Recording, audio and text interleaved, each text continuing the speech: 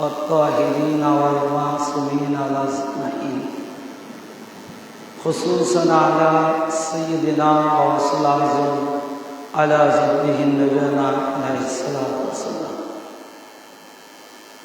মুআজ্জাজ সামিঈন কিরাম, আজকে পবিত্র সফর মাসের দ্বিতীয় জুমা এবং মুহররম সেহলাম পাকের যে সময় অতি শেষের দিকে অনেকটাই আর দুই একদিন পরেই সেহলাম পাক শুরু হবে।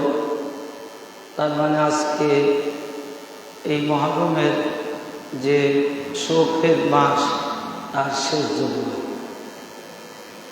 মালিক পাক যদি তৌফিক দেন আবার একটি বছর পর আমাদের মাঝে এই মুহররম মাস আসবে, যদি আমাদের হায়াতের জিন্দেগিতে থাকে তাহলে আবার আগামী বছর আমরা এই শোকের মাস এবং শোকের মাসের জন্য পাব। আলোচনার কাম নেই, আমি আমার আত্মা মহলার পবিত্র কদম যুগের সিজদা সালাম এবং তানার পবিত্র আওলা আহলে বাইত ইবলাল কাবা কদম যুগের জানাই সিজদা ও কদম বসে।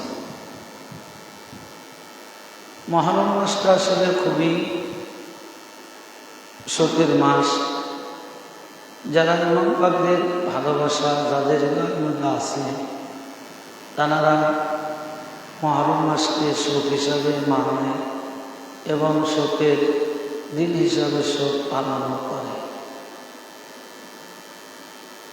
আর পক্ষান্তরে যাদের হৃদয়ে মুহররম মাস ইমাম পাকদের ভালোবাসা মহব্বত নেই, তারা কখনো এটাকে মানবে না, বরং এটাকে যারা করবে, শোক পালন করবে, মসজিদ মাতম করবে, তাদেরকে বিভিন্নভাবে বাধা বিপত্তি সৃষ্টি করবে। এক কথা শয়তানের যে কাজ, কারণ আহলে বাইত পাক পাঞ্জাতনকে একমাত্র ইনকার করেছে প্রথমেই ইবলিস।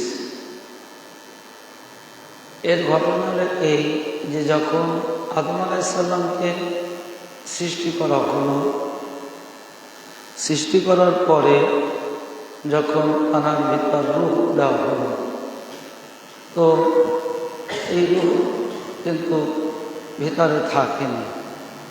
আল্লাহ রাব্বুল আলামিন জিজ্ঞাসা করলেন, হে রূহ তুমি কেন বেরিয়ে আসলে? তো রূহ জবাব দিল, ইয়া রাব্বুল আলামিন ওর ভিতর আলো নেই, বাতাস নেই, ওর ভিতর অক্সিজেন নেই, কোনো কিছুই নেই, আমি কিভাবে থাকতে পারি? তো এইভাবে আল্লাহ রাব্বুল আলামিন পরিশেষে নূরে মুহাম্মদ সেই পাক পাঞ্জাতনে নূর পাক যখন আদমের মধ্যে প্রবেশ করল, তখন রূহ ওর ভিতর দিল, দেওয়ার পরে আর রূহ বের হয়।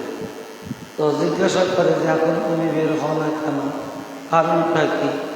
তখন রূহ জবাব দিল যে রব্বুল আলামিন এটা একটি সবথেকে আরামদায়ক জায়গা, এখানে অক্সিজেন, বায়ু, পানি সব কিছুই আছে। তার মানে যে আল্লাহ রাব্বুল আলামিন আহলে বাইত নবী পাক সাল্লাল্লাহু আলাইহি সাল্লাম এবং তার আল আওলাদ আহলে বাইতকে যে রহমত করে, যে দয়া করে যে সৃষ্টি করছে, যে সেটার একটি বহিঃপ্রকাশ সর্বপ্রথমে আদম আলাইহিস সালাম দ্বারা প্রমাণিত হল। অতঃপর আল্লাহ রাব্বুল আলামিন তিনি বললেন সকল ফেরেশতাদেরকে যে যেহেতু আমি আদমের মধ্যে রূহ দিয়েছি, তোমরা এখন এই আদমকে সিজদা করো। তখন আদমকে সিজদা করলেন সকল ফেরেশতা, শুধু সিজদা করল না ইবলিস। তো ইবলিসকে জিজ্ঞাসা করা হলো, না কে তোমাকে নিষেধ করলো, কে তোমাকে মানা করলো যে তুমি আদমকে সিজদা করলে না? অথচ সকল ফেরেশতাই আদম আলাইহিস সালামকে সিজদা করলেন। তো তুমি কেন করলে না? তখন ইবলিস উত্তর দিল যে আমি হলাম আদম, আমি হলাম আগুনের তৈরি, আমার মর্যাদা ঊর্ধ্বগামী, আমার মর্যাদা আদমের চেয়ে অনেক বেশি, সুতরাং আমি কীভাবে আদমকে সিজদা করব? অতবার আল্লাহ রাব্বুল আলামিন তখন তাহাকে বললেন তুমি এখান থেকে বের হয়ে যাও। অহংকারী লোক, অহংকারী ব্যক্তি এই জায়গায় কোনো স্থান নেই। ওই সেই দিন থেকেই ইবলিস আদমের শত্রু, মানে যেহেতু আদমের মধ্যে আহলে বাইত পাক পাঞ্জাতনের নূর পাক ছিল, অর্থাৎ আদমের শত্রু তো বটেই, এবং যারা আহলে বাইত প্রেমিক, নবীর আওলাদ পাকের প্রেমিক, তাদেরকে বাধা বিপত্তি দেওয়ার জন্য, তাদেরকে ক্ষতি করার জন্য সার্বক্ষণিক ইবলিস কী করলো? পিছনে লেগে থাকতে শুরু করল এবং বললে হে রব্বুল আলামিন, আজকে আমি যার সিজদা করার জন্য আমি শয়তান হলাম, পথভ্রষ্ট হলাম, তবে আপনি জেনে রাখবেন আমি কিয়ামত পর্যন্ত যারা আহলে বাইতকে, অর্থাৎ এই নূরে মুহাম্মদ পাক পাঞ্জাতনকে যারা ভালোবাসবে, তাদেরকে আমি আজীবন শত্রুতাই করে তাদের ক্ষতি করার জন্য সর্বভাবে চেষ্টা করব। তো সেই দিন থেকেই ইবলিস আহলে বাইত পাক পাঞ্জাতনের শত্রু, এবং সেই শত্রু অদ্যবধি পর্যন্ত আছে। এবং কারবালার মহল্লাতেও ওই ইবলিসটি কী করেছে? ইয়াজিদের পরামর্শ দিয়ে 61 হিজরি 10 মহাকমে নবীর কলিজার টুকরা হযরতে মাকামে মাওলা ইমাম হুসাইন আলাইহিস সালাম পাকে কী করলেন? নির্মমভাবে শাহাদত করাইছেন। তো যার কারণে ওই ইবলিস তো কোনোদিনও চাইবে না যে ও চাবে না যে নবীর পরিবারকে, নবীর আহলে বাইতকে, নবীর আওলাদ পাককে ভালোবাসবে তো নাই, আর যারা ভালোবাসবে তাদেরকে বিভিন্ন কুমন্ত্রণা দিয়ে ওখান থেকে দূরে সরানো সার্বিকভাবে চেষ্টা করতেছে সেই সৃষ্টিলগ্ন থেকে। তো এখন হিসাব করে দেখুন ভাই, যারা ইমাম পাকদেরকে খালি কে ভালোবাসবে আর কে ভালোবাসবে না?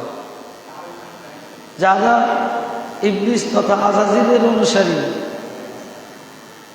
আপনি মনে করবেন যে এই যে আল্লাহর হুকুম যারা মানে, আমরা কি দ্বারা বুঝি? 5 ওয়াক্ত নামাজ, তারপরে আল্লাহ যে কাজগুলো করতে বলেছেন বান্দার জন্য, এই সকল কর্ম যত যারা পালন করছে, আমরা সাধারণত তাদেরকেই বিশ্বাস করি যে এরা আল্লাহ ওয়ালা, আল্লাহ মাননেওয়ালা। তা এখন ইবলিস অনুসারী কিভাবে চিনবেন? ইবলিসের অনুসারী কিভাবে চিনবেন? যেহেতু নামাজও করছে মানুষ, রোজাও রাখছে, হজও করছে, সব ইবাদতই তো করছে, তাহলে এখন কি করে বুঝবেন যে ইবলিসের অনুসারী কে বা কারা? তো ইবলিসের অনুসারী আপনারা বুঝবেন এইভাবে যে যারা নামাজ করছে, রোজা করছে, হজ করছে, যাকাত করছে, এরপরে যারা আহলে বাইতের গুণগান, সোহাদায়ে কারবালার মরসিয়া অস্বীকার করবে, আপনি মনে করবেন ওই ব্যক্তিগুলোই ইবলিসের অনুসরণকারী।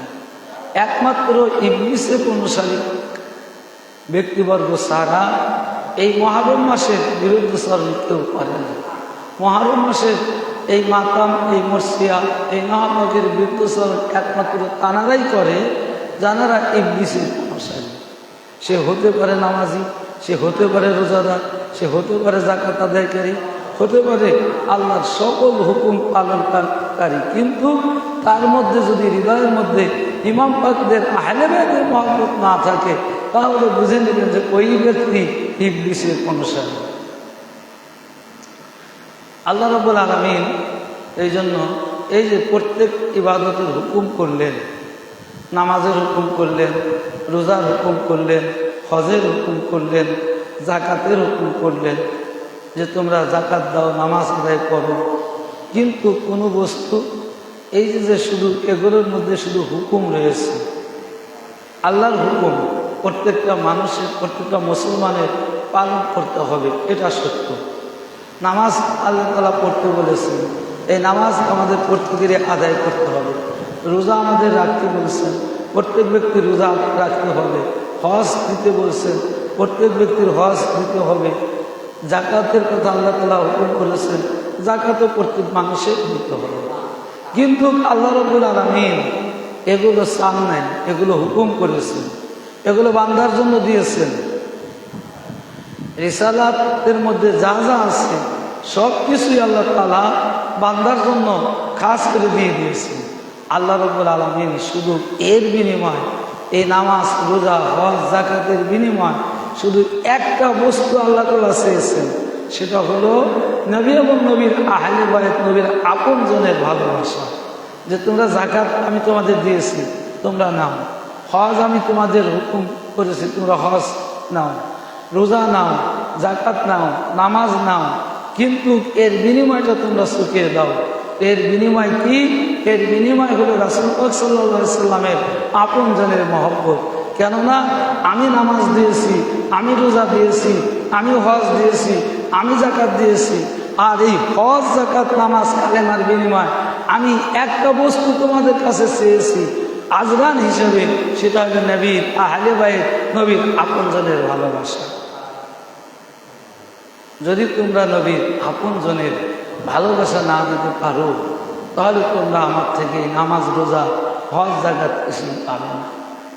নামাজ আদায় করতে পারো, হজ আদায় করতে পারো, প্রত্যেকটা ইবাদত তোমরা করতে পারবে, কিন্তু এই ইবাদতের মর্যাদা পাবে না। কেননা এই ইবাদতের দাম হলো, এই ইবাদতের মূল্য হলো আমার নবীর আপনজনের ভালোবাসা। সুতরাং যারা আমার নবীর আপনজনের ভালোবাসা দিবে না, তারা এই নামাজ রোজা হজ যাকাত কোনো কিছু পাবে না। তারা পড়তেছে, এই জন্য আল্লাহ তাআলা এক ধরনের নামাজিকে বললেন, ফাওয়াইলুল লিল মুসাল্লিন আল্লাযিনা হুম আন সালাতিহিম সাহুন, যে দুর্ভোগ নামাজিদের জন্য। দুর্ভোগ কাদের জন্য? নামাজিদের জন্য। ভাই, নামাজিদের জন্য দুর্ভোগ কেন? আমার ভাইয়েরা, এই জন্য ওই নামাজিদের জন্য দুর্ভোগ যে নামাজি নামাজ পড়ে মূল্য দেয়নি। কারণ চুরি করে, ডাকাতি করে মানুষ অর্থ উপার্জন করে জীবিকা নির্বাহ করছে। তো এই চুরি করা কি এটা বৈধ? এটা কি হালাল? এটা হালাল না, এটা হালাল। কারণ যে চুরি করে নিচ্ছে সে তো মূল্য দিচ্ছে না, ফাঁকি দিয়ে চুরি করে নিচ্ছে। যে মূল্য দিবে না সে ওই বস্তু পাবে না। যদি জোর করে মূল্য না দিয়ে, যদি জোর করে যদি ওটা ছিনিয়ে নিয়ে আসে, তাহলে ওটা তার জন্য কি হারাম হইল। তো অনুরূপভাবে আমার আল্লাহ রাব্বুল আলামিন আমাদের জন্য নামাজ দিয়েছেন, রোজা দিয়েছেন, হজ দিয়েছেন, যাকাত দিয়েছেন। আমরা যারা নামাজ আদায় করি, হজ আদায় করি, যাকাত প্রদান করছি, কালেমা পাঠ করছি, রোজা আদায় করছি, এই নামাজ রোজা এগুলো হচ্ছে জোর করে আদায় করার মতো করছি। এর কি করছি না, এর মূল্য, এর নির্ধারিত আজরান প্রদান না করার কারণে, এর নির্ধারিত মূল্য পরিশোধ না করার কারণে এগুলো হারাম হয়ে যাচ্ছে। যেরকম ডাউল, চাউল, মুদিখানার যাবতীয় সবাই দাম না শুকানোর কারণে আপনার জন্য হালাল হয় না, হারাম হয়ে যায়। ঠিক অনুরূপভাবে এই নামাজ রোজা হজ যাকাতের মূল্য পরিশোধ না করার কারণে এটাও হারাম হয়ে যায়। এরও মূল্য আছে, যেটা আল্লাহ তাআলা এর মূল্য চাইছেন। যদি আল্লাহ তাআলা না চাইতেন, যদি আল্লাহ তাআলা না বলতেন, তাহলে হয়তো বলতে পারতেন, আমরা বলতে পারতাম যে আল্লাহ আপনি তো আজরান চেয়েছেন, কার চাইছেন তা তো বলেন না। এখানে আল্লাহ তাআলা স্পষ্টভাবে এই আয়াতের মধ্যে কার ভালোবাসা চাচ্ছে এটা বলে দিচ্ছেন, যে রাসূল পাকের নিকটতম আত্মীয়র ভালোবাসা। কুরবা, যারা একেবারে আপনজন অতি নিকটের যে ব্যক্তি তাকে এই কুরবা বোঝানো হয়েছে। তো কুরবা শব্দের অর্থ দ্বারা আল্লাহ তাআলা নামাজ, রোজা, হজ, যাকাত, এই কুরবার মহব্বতটা, মাওয়াদ্দাত মানে ভালোবাসা, এই ভালোবাসাটাই হলো নামাজ, রোজা, হজ, যাকাত, কালেমার কি হচ্ছে আপনার আজরান মূল্য। এই মূল্য পরিশোধ না করলে তাদের নামাজ, রোজা, হজ, যাকাত কোনো কাজে আসবে না। এই জন্য বলছেন ফাওয়াইলুল লিল মুসাল্লিন আল্লাযিনা হুম আন সালাতিহিম সাহুন, যারা নামাজ আদায় করে লোক দেখানোর মতো, এই নামাজে কেন জাহান্নামে যাবে? এদের এই কারণে জাহান্নামে যাবে, এরা নামাজ আদায় করছে, নামাজের আজরান দিচ্ছে না, হজ আদায় করছে, হজের আজরান দিচ্ছে না, যাকাত আদায় করছে, যাকাতের আজরান দিচ্ছে না। এই জন্য হুজুর পাক সাল্লাল্লাহু আলাইহি সাল্লাম একটা হাদিস শরীফ বললেন যে কোনো ব্যক্তি যদি রুকনে ইয়ামিন অর্থাৎ একবারে খানায় খাবার মধ্যে সোজা বরাবর একটি জায়গা আছে, এই জায়গার নাম হচ্ছে রুকনে ইয়ামিন, অর্থাৎ এই রুকনে ইয়ামিনের মধ্যে যদি কেউ নামাজ আদায় করে এবং সেই নামাজ আদায় করার সময় সে রোজাও থাকে, মানে রোজা অবস্থায় নামাজ পড়ছে এবং হজ আদায় করছে, কারণ হজ করার জন্যই তো মানুষ কাবা শরীফে যায়, এবং যাকাতও দিয়েছে, তারপরেও ওই ব্যক্তি জাহান্নামী। কারণ কি ভাই?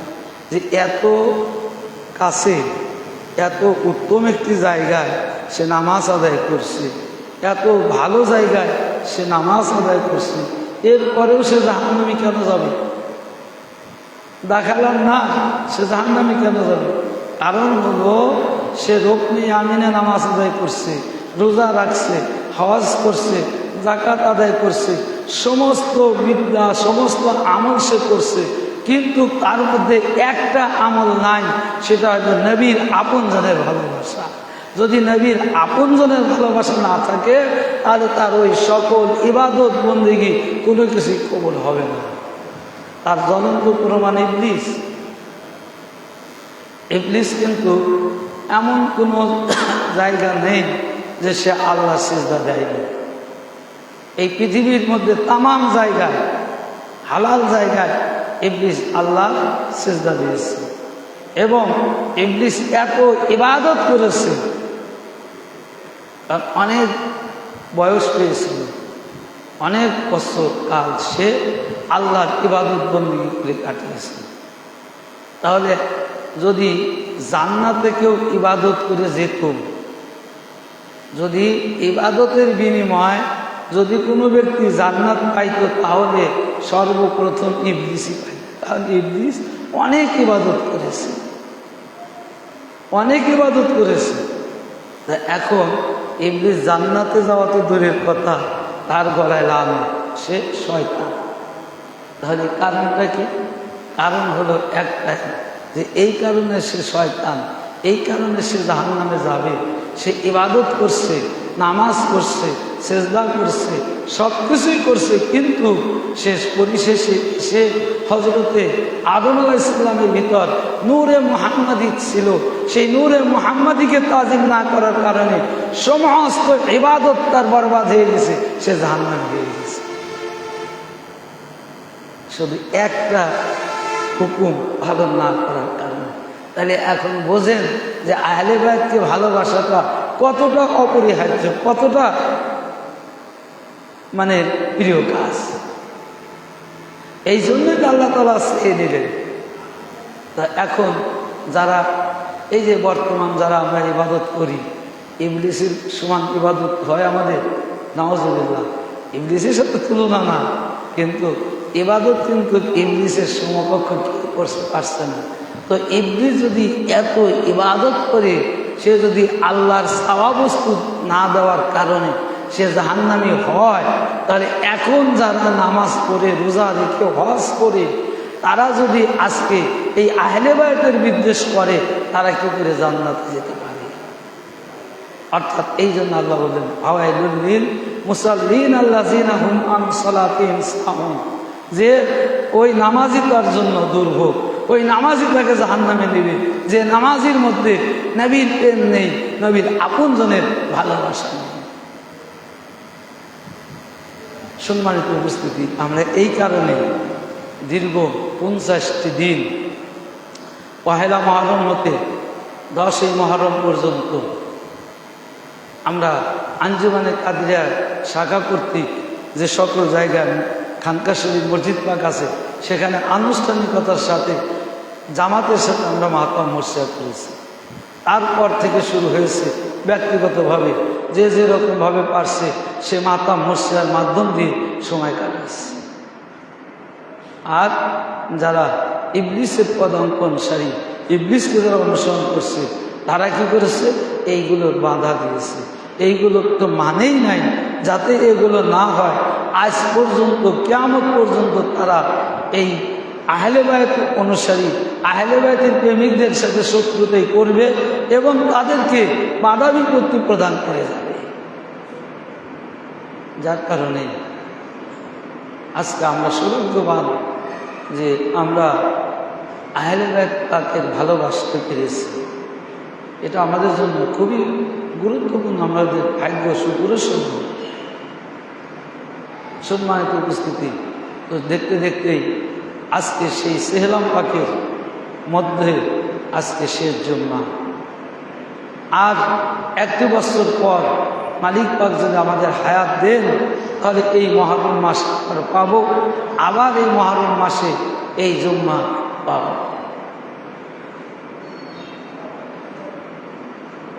আল্লাহ রাব্বুল আলামিন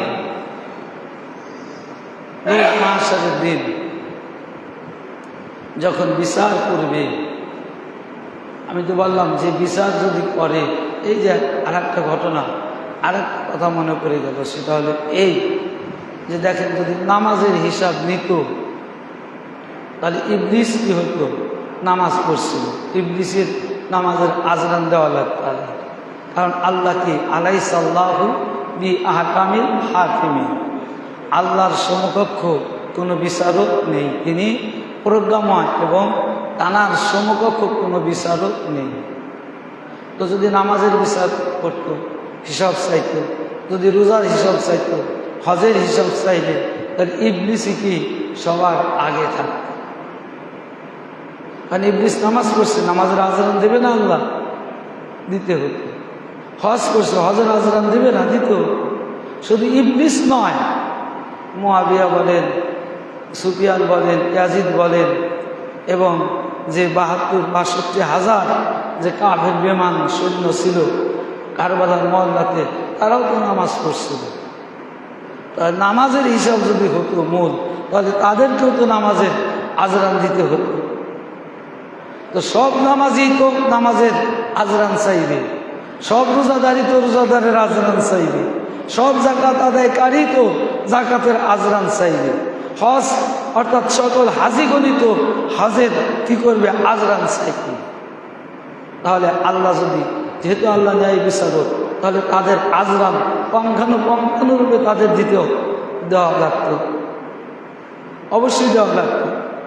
এই কারণে আল্লাহ তাআলা নামাজের আজরান দিবে, হজের আজরান দিবে, জাকাতের আজরান দিবে এবং প্রত্যেকটা ইবাদতের আজরান দিবে।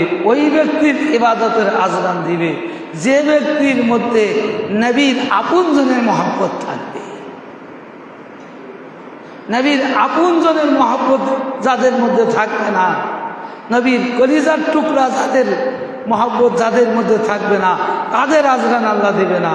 কারণ ইবলিস নামাজ পড়েছে সবচাইতে বেশি, কিন্তু ইবলিসের মধ্যে নবীর প্রেম নাই, নবীর আহলে বায়তের ভালোবাসা নাই। ইয়াজিদ হুকুম করছে, নামাজ পড়ছে, জাকাত দিছে, সব ইবাদত করছে ইয়াজিদ, কিন্তু ইয়াজিদের মধ্যে কি নাই, নবীর আপনজনের ভালোবাসা নাই, যার কারণে ও নামাজের আজরান পাবে না। মুআবিয়া নামাজ পড়ছে, নামাজের আজরান এই কারণে মুআবিয়া পাবে না, কারণ যে মুআবিয়ার মধ্যে আহলে বায়ত নবীর আপনজনের মহব্বত নাই। এই জন্য যদি কেউ নামাজের আজরান পাইতে চায়, যদি কেউ হজের আজরা নিতে চায়, যদি কেউ জাকাতের আজরা নিতে চায়, যদি কেউ কালিমার আজরা নিতে চায়, তাহলে তাকে সর্বপ্রথম আহলে বাইত নবীর আপনজনকে ভালোবাসতে হবে। নবীর আপনজনকে যারা ভালোবাসবে তারা সব কিছুর আজরা পাবে, নসিব পাবে না। আল্লাহ কাউকে মাহরুম করবে না। আল্লাহ যে এক যারা ইবাদত করছে সেই ইবাদতের হিসাব পাই টু পাই আল্লাহ বুঝে দিবে। এটা আল্লাহ বলছেন, আলাইসাল্লাহু বি আহকামিল হাকিমিন। আল্লাহর সমকক্ষ কোনো বিচারক নেই। আল্লাহ ন্যায় পরায়ণকারী। আল্লাহ কাউর উপর ইনসাফ করবে, বেইনসাফ করবে না। যে যতটুকু পাওয়া না, যে যতটুকু ইবাদত করবে সেইটুকু তার নিকট আজরান একবারে পাই টু পাই বুঝে দিবে। কিন্তু তাদেরকে দিবে যাদের মধ্যে নবীর আপনজনের ভালোবাসা থাকবে। আজকে নিজেরাই একটু হিসাব করে দেখেন, আপনার আমার বাড়িতে অনেকেরই শিশু বাচ্চা আছে না? আছে। ওই শিশু বাচ্চাটারে যখন কেউ একটু ব্যথা দেয়, আপনার কলিজা কাঁদে কেন? ব্যথা লাগে কেন? আপনি ধমক দেন, খবরদার ওর কিছু বলবে না, কেন কন? কারণ ওই ব্যক্তির প্রতি আপনার মহব্বত আছে। যদি আপনার প্রিয় বস্তু, আপনার ভালোবাসার বস্তুর গায়ের উপর যদি একটা মাছি পড়ে, আপনি সহ্য করতে পারেন না। আর রাসূল পাক যাদেরকে এত ভালোবেসেছে, যাদেরকে না খাওয়াই রাসূল পাক কোনোদিন খাবার খাননি। রাসূল পাকের নিকট যখন কোনো খাবার আসছে, অমনি ফাতেমার ঘরের দিকে চলে আসছে, বেটা বেটা করে ডাকছেন যে এই খাবার তো আমার কাছে এসেছে, আমার তো খাবার, আমি খাবো কি করে যদি আমার ফাতেমার ঘরে খাবার না থাকে? এই জন্য রাসূল পাক ওই খাবার নিয়ে মা খাতুনে জান্নাত আল্লাহ পাকের ঘরে চলে এসেছে এবং ডাক দিয়েছেন দুই ইমাম পাককে। ইমাম পাককে ডাক দিয়ে জিজ্ঞাসা করা হয়েছে, ফাতিমাকে জিজ্ঞাসা করা হয়েছে, তোমার ঘরে কোনো খাবার আছে? তো ফাতিমা যখন বলছে না বাবা, আমার ঘরে কোনো খাবার নেই, তখন বলছে তুমি ওদেরকে ডাকো, আমি খাবার নিয়ে এসেছি। একসাথে খাবার খেয়েছে। তো কতটা মহব্বত করছে, কতটা ভালোবাসছে ভাই। আর সেই ব্যক্তিদেরকে, সেই রাসূল পাকের প্রিয় ব্যক্তিদেরকে কারবালার মহল্লাতে নির্মমভাবে পানি দেয়নি, খাবার দেয়নি, না দিয়ে তাদেরকে কি করেছে? তাদেরকে নির্মমভাবে শুধু পানি খাবারই বন্ধ করেনি, তাদেরকে নির্মমভাবে শহীদ করেছে। শহীদ করেই ক্ষান্ত করেননি, তাদের প্রত্যেকটা দেহ থেকে মাথা আলাদা করে নিয়েছে। মাথা আলাদা করে নিয়েই শেষ করেনি। ইমাম পাকের দেহ মুবারকের উপর ততক্ষণ পর্যন্ত ঘোড়া চালাইছে যতক্ষণ পর্যন্ত তার এই দেহের মধ্যে, দেহ মুবারকের মধ্যে হাড় আমান অর্থাৎ ছিল। যতক্ষণ গুড়া গুড়া না হয়েছে ততক্ষণ এই দেহটার মধ্যকার হাড় মোবারকগুলো একবারে গুড়া গুড়া না হয়েছে ততক্ষণ পর্যন্ত ঘোড়া দ্বারা পিছানো হয়েছে। যাদেরকে আল্লাহ নবী এত ভালোবাসতেন, যাদের শরীরের উপর মাছি পড়তে দেয়নি আমার নবী, শুধু নবী ভালোবাসেনি, আল্লাহ ভালোবেসেছেন। কেমন? तिपली में जिनका झूला जिब्रील थे झूलाते और रहते करबला में बेगो रोबे का पुन है। জাইনাব সালামুল্লাহ তিনি বলতেছেন যে রব্বুল আলামিন, হে পরওয়ারদিগার আলম, যার গায়ে মাছি পড়লে, যার ঘুম ভেঙে গেলে ঘুম থেকে কান্না করার এই উচ্চ আওয়াজটা আপনি আল্লাহ সহ্য করেননি, আপনি কি করেছেন? জিবরিল আলাইহিস সালামকে দিয়ে আমার ভাই ইমাম হুসাইনের দুল্লা দুলাইছেন। তিপলি মানে দুলনা, তিপলি মে জিনকা, জিনকা মানে যে দড়ি দ্বারা, যে রশি দ্বারা দুলনা বাঁধা থাকে, এই দুলনাটা কি করেছে? জিবরিল আলাইহিস সালামকে দ্বারা কি করেছে? দুলনা দোল খাওয়াইছে। এই জন্য জয়নাব সালামুল্লাহ বলতেছেন যে হে পরওয়ারদিগার আলম, তিবলিবে জিনকা ঝুলা, জিবরিল তে ঝুলাতে, যার ঘুম পাড়ানোর জন্য জিবরিল এসে দুলনা দোল খাওয়াইছে, আজকে সেই ইমাম হুসাইন কারবালার মহল্লাতে পড়ে আছে, তার কোনো কাপড় নেই, তার গড় করার মতো কোনো লোক নেই। ইয়ার বেগৌরবে কাপনায় ও রে তো কারবালা মে, তিনি কারবালার জমিনের সাথে মিশে পড়ে আছে, তিনি কারবালার উপরে পড়ে আছে, তার কাপড় নাই, তার গোর কাটার মতন কোনো মানুষ নাই। আল্লাহ আপনি আজ কেমন করে সহ্য করছে? তো যে যাকে আল্লাহ তাআলা এত ভালোবাসছে, যাকে আল্লাহ তাআলা এত প্যার করছে, তো তাকে এখন কিরকম ভালোবাসতে হবে এখন আপনারা অনুধাবন করে নিন ভাই।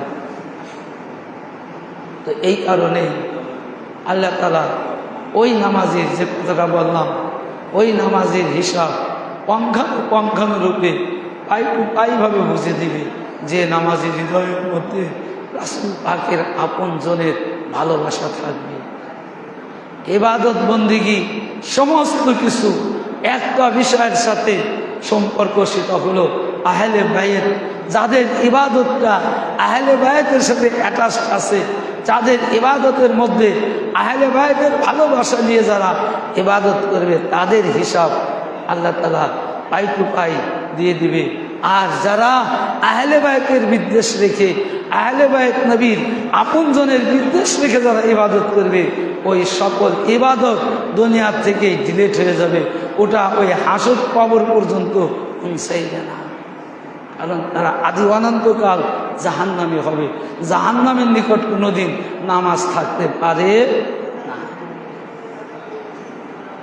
তো এই কারণে আমরা সৌভাগ্যবান যে ভাই আজকে আহলে বাইতের উত্তরসূরি রাসূল পাকের বংশধর আওলাদে রাসূল, তানাকে আমরা পীর হিসাবে পেয়েছি, এবং এই তানাকে এই পীর হিসেবে পাওয়ার কারণে, মালিক হিসেবে পাওয়ার কারণে আজকে আমরাও এই মহরম চিনেছি, মজলিস পাক চিনেছি, মাতম চিনেছি। নাহলে আমরাও চিনতাম না। হতে পারে আমাদের মধ্যে, হতে পারে আমরা অশিক্ষিত, হতে পারে আমরা জ্ঞানী না, কিন্তু আমাদের মধ্যে যে বস্তু আছে, সকল বস্তুর থেকে শ্রেষ্ঠতম বস্তু, যাদের কারণে আল্লাহ তাআলা কুল কায়নাত সমস্ত কিছু সৃষ্টি করেছেন, সেই রাসূল পাকের নিকটতম আত্মীয়, সেই রাসূল পাকের আপনজনের রাস্তা আমরা পেয়েছি, তাদের ভালোবাসার জন্য আমরা সময় অতিবাহিত করতে পারেছি। এটাই হলো আমাদের জন্য বিশাল নেয়ামতে আজিমুস শান। এর চেয়ে বড় নেয়ামত আর কোনো কিছু হতে পারে না। তো সম্মানিত উপস্থিতি, আজকে আমাদের মাঝে সেই পবিত্র মুহররম সেহলাম পাকের সময় চলাকালীন এটাই শেষ জুম্মা। আমরা প্রত্যেকেই মালিক মওলার কদম পাকে প্রার্থনা করব, তিনি যেন আজকের এই জুম্মায় আমাদের প্রত্যেকেরই তার গোলাম হিসাবে কবুল আর মঞ্জুর করে নেন। আমরা যেন প্রত্যেকেই কী করতে পারি, মালিক ও মওলার কদমের ছায়াতলে বসবাস একটু জায়গা আমরা পাই, এবং বাদ বাকি জিন্দিগি যতদিন আমরা বেঁচে থাকি, আমরা যেন ইমাম পাকের জন্য মাতাম, মরসিয়া, শোক ইত্যাদি আলমতগুলো করে যেতে পারি। আল্লাহ তাআলা যেন আমাদের প্রত্যেকেরই তৌফিক দান করে। সবাই বলি আমিন। সম্মানিত উপস্থিতি।